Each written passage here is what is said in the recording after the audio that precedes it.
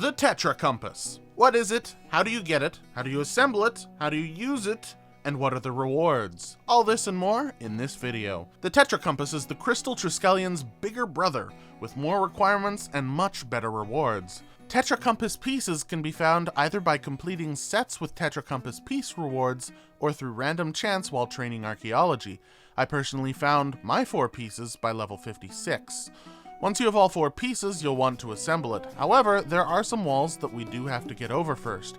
At bare minimum, you'll need 50 archaeology. However, I would recommend level 76, because 2 of the secondary ingredients to assemble the Tetracompass can only be harvested at level 76 and above. You can technically buy these for an obscene amount of money, however, 50 is the hard minimum.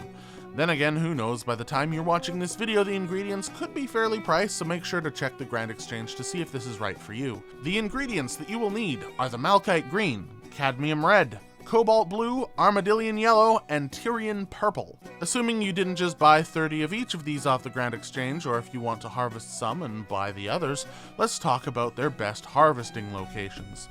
Malachite Green can be found in the Warforge, scattered around. However, this can sometimes get a bit busy, with all the money being made from these things. This means that going to the God Wars dungeon to this area will be your best bet. There are 3 nodes, and it is, at this time, rarely busy. Cadmium Red can be found in the Infernal Source. However, the spawn points in the first tower tend to be less busy. So if you have this as an unblocked area, I would recommend going here instead. Cobalt Blue, much like Malachite Green, can be found scattered throughout the Everlight, or you could go to the God Wars dungeon. Right outside the Saradomin encampment, you can find the Cobalt Blue nodes. Armadillion Yellow is a bit tricky since it isn't found in the God Wars dungeon, but is found within the Citadel area. There are 5 nodes, 4 of which are usable. 1 is unfortunately bugged currently, and there is a deposit box between 2 of them, so this is usually pretty quick work. Tyrian Purple has a super secret spot, shh, don't tell anyone. By going through these big old doors and heading down the stairs, you'll find 3 nodes of Tyrian Purple. It seems I whispered a little too loud though. This place does seem slightly busier than the other spots, so you might want to hop once or twice to find an empty world. Once you've collected all 150 materials required, combine them with the 4 Tetracompass pieces at a workbench to get an unpowered Tetracompass.